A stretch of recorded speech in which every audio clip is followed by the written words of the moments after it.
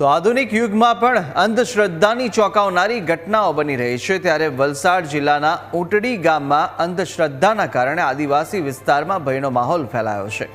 એક કુટુંબે તેમના બંધ મકાનમાં ખજાનો શોધવા માટે તાંત્રિક વિધિ શરૂ કરી હતી।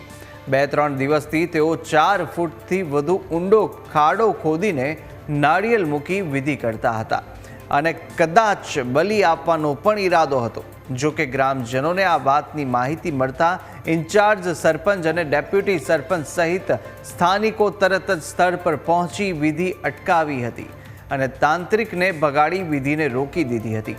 આ ઘટનાનો વિડીયો સોશિયલ મીડિયામાં વાયરલ થતાં આધુનિક યુગમાં પણ આવી અંધશ્રદ્ધા અંગે સવાલો ઉઠી રહ્યા છે।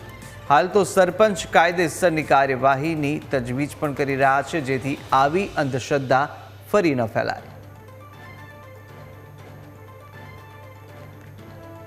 એટલે હું અંદર ઘરમાં પ્રવેશીને જોઉં તો લગભગ એની બાજુમાં ડાબી જમણી સાઈડે ભીતની બાજુમાં લગભગ 10 ફૂટ ઊંડો ખાડો અને 6 ફૂટ પહોળો ખાડો ખોદેલો હતો।